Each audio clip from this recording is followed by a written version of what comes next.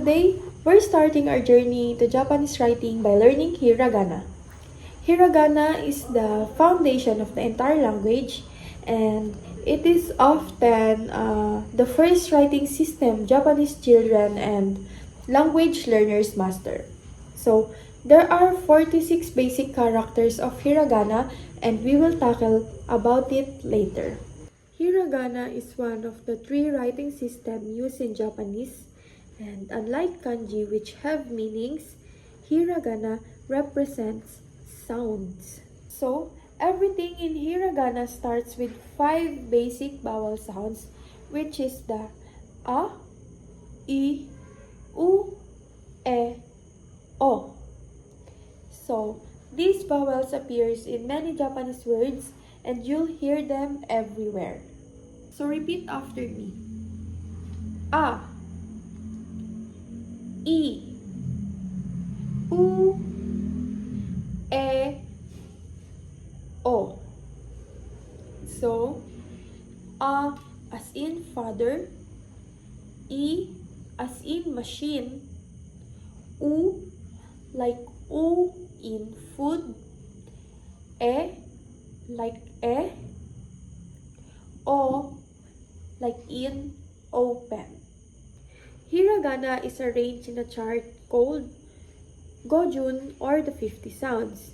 It starts with the vowel on top, then adds the consonants, which is the K, S, T, N, H, M, Y, R, W. Each row combines with the vowels. So for example, ka, ki, ku, ke, ko.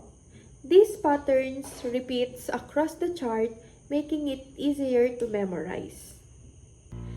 Let's learn one full hiragana row as an example, the K line, which is the ka, ki, ku, ke, ko.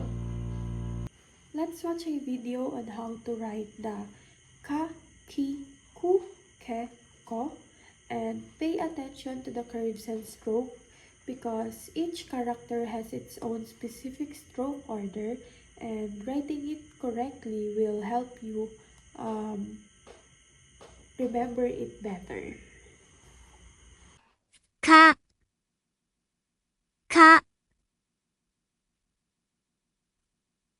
ki, ki, ku, ku, ke, ke,